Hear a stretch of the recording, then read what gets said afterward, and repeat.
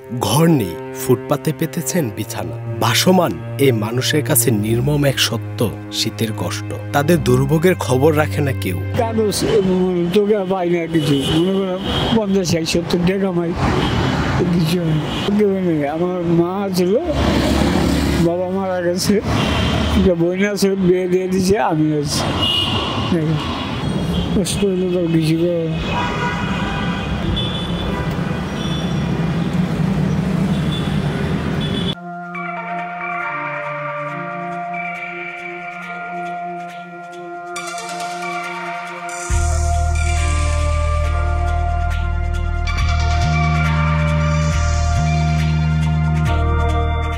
রাজধানীর কারণ বাজার। বৃদ্ধ দুজনকে বসে থাকতে দেখা গেল ছোট্ট ঘরের সামনে।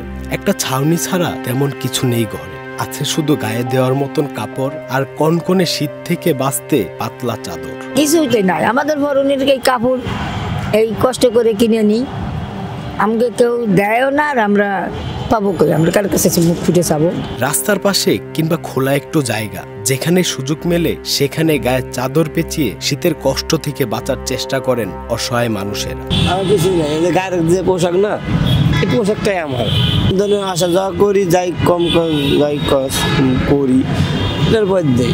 করোনা গিয়েছিল, তার আগে চাকরি করতাম, অসুস্থ হয়ে পড়েছিল, সেজন্য ওখানে আর যাইনি, কারোর লোভই না। আগুনের পাশে বসে শীত নিবারণের চেষ্টা করেন তারা।